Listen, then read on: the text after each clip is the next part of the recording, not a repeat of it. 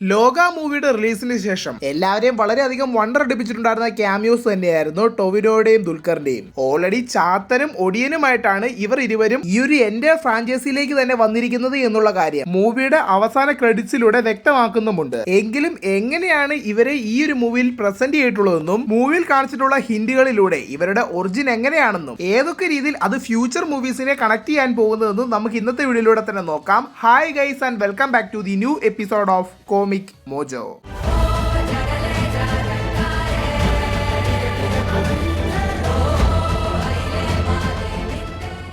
നമ്മൾ കഴിഞ്ഞ വീഡിയോസിലൂടെ ഒക്കെ പറഞ്ഞ പോലെ തന്നെ ഈ ഒരു മൂവിയിൽ വന്നിട്ടുള്ള എൻ്റയർ ക്യാരക്ടറും മമ്മൂക്കയുടെ മൂത്തോൻ എന്ന ക്യാരക്ടറിൽ നിന്നും ചുറ്റിപ്പറ്റി തന്നെയാണ് ക്രിയേറ്റ് ആയിരിക്കുന്നത്. അതായത് ഭൂമിയല്ലാത്ത മറ്റേതോ ഒരു പ്ലാനറ്റിന്റെ എംബറേഴ്സിന്റെ നിർദ്ദേശം അനുസരിച്ചുകൊണ്ട് മൂത്തോന്റെ ക്യാരക്ടർ എർത്തിലേക്ക് വരുന്നു. ആ ഒരു ഷിപ്പ് പുറപ്പെടുമ്പോൾ തന്നെ അവരുടെ ക്യൂവിനോടൊപ്പം നിൽക്കുന്ന ഒരു കുട്ടിയെ കൂടി കാണിക്കുന്നതാണ്. ആദ്യം മൂവി കണ്ടപ്പോൾ അതൊരു മെയിൽ ക്യാരക്ടർ ആണെന്നാണ് ഞാൻ വിചാരിച്ചത്. പിന്നീടാണ് അതൊരു ഫീമെയിൽ ആണെന്ന് ഇപ്പോൾ കൺഫേം ആയിട്ടുള്ളതും. പിന്നീട് ഈ ഒരു ക്യൂൻ ക്യാരക്ടറും അവരുടെ ആർമിയും ഭൂമിയിലേക്ക് വന്ന ജനങ്ങളെ കഷ്ടപ്പെടുത്തി മൂത്തോൻ അവരെ തോൽപ്പിക്കുന്ന ടൈമിൽ ആ ഒരു കുട്ടി അവരോടൊപ്പം ഉള്ളതായിട്ട് കാണിക്കുന്നില്ല.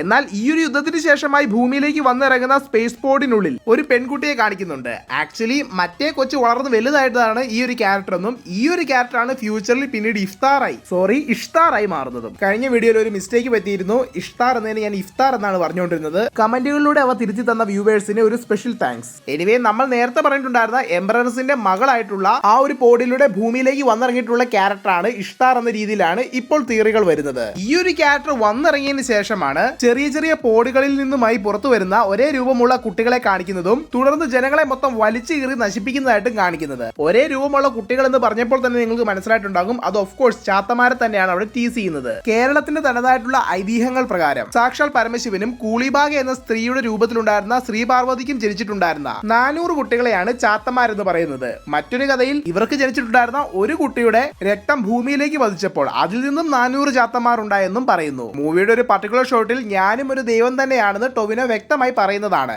ഇനി അങ്ങനെയാണ് സ്റ്റോറി എടുക്കുന്നതെങ്കിൽ ഈ ഒരു കാര്യത്തിൽ തന്നെ കുറച്ചും കൂടി മോഡേണൈസ് ചെയ്ത് ഈ മൂത്തോനൊക്കെ വന്നിരിക്കുന്നത് തന്നെ വേൾഡിലെ ഒരു പർട്ടിക്കുലർ ക്യാരക്ടറിൽ നിന്നും എടുത്തിട്ടുണ്ടായിരുന്ന DNA അല്ലെങ്കിൽ ജനറ്റിക് മെറ്റീരിയൽസ് യൂസ് ചെയ്തുകൊണ്ട് ഇഷ്താർ ഡെവലപ്പ് ചെയ്തെടുത്തിട്ടുള്ളതായിക്കൂടെ ഈ ഒരു 400 ചാത്തന്മാരെ. പുരാണത്തിൽ അവിടെ ഉണ്ടാകുന്ന യുദ്ധത്തിൽ 10 ചാത്തന്മാർ മരണപ്പെട്ടു എന്നാണ് പറയുന്നത്. അങ്ങനെയാണ് 390 എന്നൊരു കണക്ക് വരുന്നതും. മേ ബി ഈ ഒരു യൂണിവേഴ്സിലേക്ക് വരുമ്പോൾ ലോകം മൊത്തം അവർ നശിപ്പിച്ചുകൊണ്ടിരിക്കുന്ന ടൈമിൽ മൂത്തോൻ തന്നെ ഡയറക്റ്റ് ആയിട്ട് ഇടപെട്ട് 10 എണ്ണത്തെ തീർത്ത് കളഞ്ഞാകുവാനും സാധ്യതകളേറെ. ഈ പറഞ്ഞിരിക്കുന്ന കാര്യം എന്റെ ഒരു തിയറി മാത്രമാണ്. ഇത് എത്രത്തോളം സത്യമാവുമെന്ന് തമ്പുരാൻ അറിയാം. മേ ബി ഇതിൽ പല ചാത്തന്മാരെയും മൂത്തോൻ തന്റെ കൺട്രോളിൽ കൊണ്ടുവരികയും അവരെ കാര്യങ്ങളെല്ലാം പറഞ്ഞ് കൺവിൻസ് ചെയ്ത് തന്റെ കൂടെ നിർത്തുകയും അതിലൊരാൾ നമ്മൾ ഈ ഒരു മൂവിയിൽ കണ്ടിട്ടുണ്ടായിരുന്ന ടൊവിനോയുടെ ക്യാരക്ടർ ആകുവാനും സാധ്യതകളുണ്ട്. അല്ലെങ്കിൽ മൂത്തോന്റെ നിർദ്ദേശം അനുസരിച്ചുകൊണ്ട് മൂവിയിൽ ചാത്തിന് തളയ്ക്കാൻ പോകുന്ന കത്തനാരെയും നീലിയെയും കാണിക്കുന്നതാണ്. അങ്ങനെ തളയ്ക്കപ്പെട്ട് പിന്നീട് ഇവരോടൊപ്പം തന്നെ ചേർന്ന ക്യാരക്ടറായിട്ടും ഇതേ ടൊവിനോനെ കാണിക്കാം. അതുകൊണ്ട് തന്നെ ടൊവിനോയുടെ അതേ രൂപസാദൃശ്യമുള്ള ബാക്കി 389 പേരും മേ ബി ഓപ്പോസിറ്റ് സൈഡിലാവുവാനാണ് സാധ്യത. അല്ലെങ്കിൽ ഇവരിൽ ചിലരെങ്കിലും മൂത്തോനൊപ്പം ചേർന്നിട്ടുമുണ്ടാകും. ഇനി ചേരാത്ത പല ചാത്തന്മാരെയും ഓൾറെഡി നാച്ചിയപ്പേനെ അടക്കം ചെയ്തിട്ടുണ്ടായിരുന്ന ആ ഒരു സെമിട്രിയുടെ മേളിൽ കാണിക്കുന്ന ഒരുപാട് പെട്ടുകളിൽ എവിടെയെങ്കിലും ഒക്കെ തളച്ചിട്ടുമുണ്ടാകും. എനിവേ സെക്കൻഡ് പാർട്ടിന് കൊടുത്തിട്ടുണ്ടായിരുന്ന ലീഡപ്പ് വളരെയധികം മികച്ചു നിൽക്കുന്ന ഒന്ന് തന്നെയാണ്.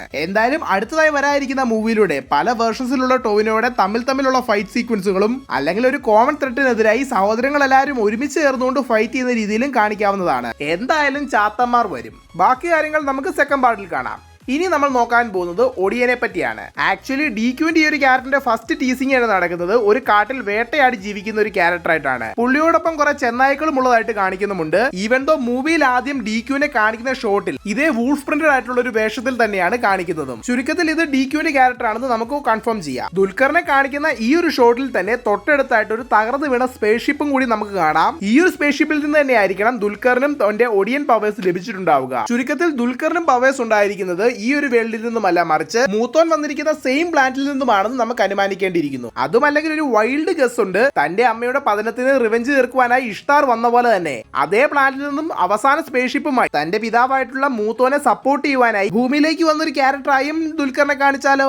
അങ്ങനെ എങ്ങനെ സംഭവിച്ചു കഴിഞ്ഞാൽ മമ്മൂക്കയും ദുൽഖറും അപ്പനും മകനുമായി തിയേറ്റർ പൂരപ്പറമ്പാക്കുമെന്നതിൽ യാതൊരു സംശയവുമില്ല. ഇനി അങ്ങനെയൊന്നുമല്ല, ഒരു നോർമൽ ക്യാരക്ടറിന് പവർ ലഭിക്കുന്നതായിട്ട് കാണിച്ചാലും ഓക്കെ. എന്തായാലും ഈ ഒരു ടൊവിനോയുടെ ഒടിയനായിട്ട് ആയിട്ടുള്ള ഈ ഒരു പവർഫുൾ ക്യാരക്ടറുമായി ഒരു രാജാവ് സന്ധിയിൽ ഏർപ്പെടുന്നതായിട്ടും ഈ ഒരു രാജാവിന് വേണ്ടി ഒരുപാട് യുദ്ധങ്ങൾ ചെയ്യുന്നതായിട്ടും നമുക്ക് ഇതേ ഗ്രാഫിക്കൽ സീൻസിലൂടെ പിന്നീട് കാണിക്കുന്നതാണ്.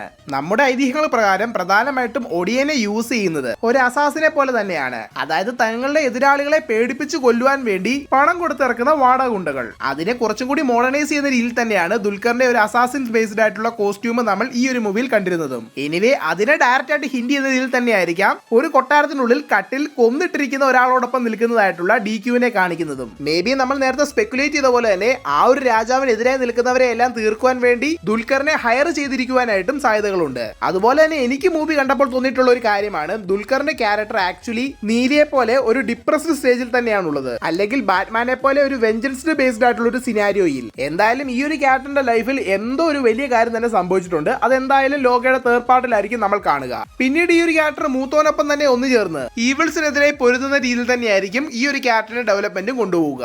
ഒഡിയനും ജാത്തിനും ശേഷം ഇനി മർദ മാടൻ തുടങ്ങിയിട്ടുള്ള ക്യാരക്ടേഴ്സിനെ പറ്റി നമുക്ക് ചെറുതായിട്ടൊന്ന് നോക്കാം. എന്റെ ഒരു ഗസ്സിങ് വെച്ച് മിക്കവാറും സൗബിന്റെ ബാലു വർഗീസിന്റെയും ക്യാരക്ടേഴ്സ് തന്നെയായിരിക്കും മാടന്മാരായി വരിക. കാരണം ഒരു സ്ഥലത്ത് എന്തോ ഒരു വസ്തു വെൽഡ് ചെയ്തുകൊണ്ടിരിക്കുന്ന രീതിയിലാണ് അവരെ കാണിച്ചിരിക്കുന്നത്. മാടന്മാർ പൊതുവെ എന്തെങ്കിലും ഒരു പ്രത്യേക തരത്തിലുള്ള വെപ്പൺസ് യൂസ് ചെയ്തായിരിക്കും ഫൈറ്റ് ചെയ്യുക. ചങ്ങലമാടൻ, ഇരുട്ടടി മാടൻ, നെരിപ്പോട് മാടൻ തുടങ്ങിയിട്ടുള്ള ഒട്ടനേകം വേർഷൻസിനെ നമുക്ക് കേരളത്തിന്റെ തനത് ഫോക്ലോറിലൂടെ കാണാവുന്നതാണ്. തങ്ങളുടെ കയ്യിലുള്ള വെപ്പൺസിനെ അവർ ക്രിയേറ്റ് ചെയ്യുന്നതായിട്ടോ അല്ലെങ്കിൽ ഒന്ന് മോഡിഫൈ ചെയ്യുന്ന രീതിയിലോ അവിടെ കാണിക്കുവാനും സാധ്യതകളുണ്ട്. മാത്രമല്ല ഈ മാടന്മാർ എന്ന് പറയുന്ന കോൺസെപ്റ്റിനെ തന്നെ ഒരേ സമയം വില്ലന്മാരായിട്ടും നായകന്മാരായിട്ടും പറയപ്പെടുന്നതാണ്. അതുകൊണ്ട് തന്നെ മേ ബി ഈ ക്യാരക്ടേഴ്സ് ഇഷ്ടാറിനോടൊപ്പം നിന്ന് മൂത്തോനെതിരായിട്ടുള്ള ഒരു ടീമിന്റെ ഭാഗമാകുവാനും സാധ്യതകളുണ്ട്. അടുത്തത് മർദകൾ. മൂവിയുടെ റൈറ്റർ കൂടിയായിട്ടുള്ള ശാന്തി ബാലചന്ദ്രന്റെ ക്യാരക്ടറിനെ ഈ ഒരു മൂവിയിൽ നൈറ്റ് ടൈമിൽ തന്നെയാണ് ന്യൂസ് കണ്ടുകൊണ്ടിരിക്കുന്നതായി കാണിക്കുന്നത്. കല്യാണിയെ പോലെ തന്നെ ഈ ഒരു മൂവിയിൽ ഒരു യക്ഷി ഒരു വാമ്പർ എന്ന രീതിയിൽ കാണിക്കാം. എന്നാൽ അഹാനെ കാണിക്കുന്ന ടൈമിൽ പട്ടാപ്പകൽ ഒരു കോഫി ഷോപ്പിൽ ഇരുന്നുകൊണ്ടാണ് ന്യൂസ് കാണുന്നത്. ഒന്നെങ്കിൽ നാച്ചിയാപ്പെ പോലെ ഒരു ഫ്ലഷ് കൺവേർട്ട് ആകാം, അല്ലെങ്കിൽ ഐതിഹ്യത്തിൽ പറയുന്ന മർദകൾ എന്ന വേർഷനിൽ വരുവാനും സാധ്യതകളുണ്ട്. ഫോക്ലോറുകൾ പ്രകാരം മർദകൾ എന്നത് ഡിസീസുകൾ സ്പ്രെഡ് ചെയ്യുന്ന ഒരു ഡീമൻ ആണ്. പ്രത്യേകിച്ചും അക്കാലങ്ങളിൽ മരണ കാരണമായിട്ടുണ്ടായിരുന്ന വസൂരി പോലുള്ള രോഗങ്ങൾ. എനിവേ അവരെ അങ്ങനെ കൊണ്ടുവന്നാലും ഒരു കുറ്റവും പറയേണ്ടതില്ല.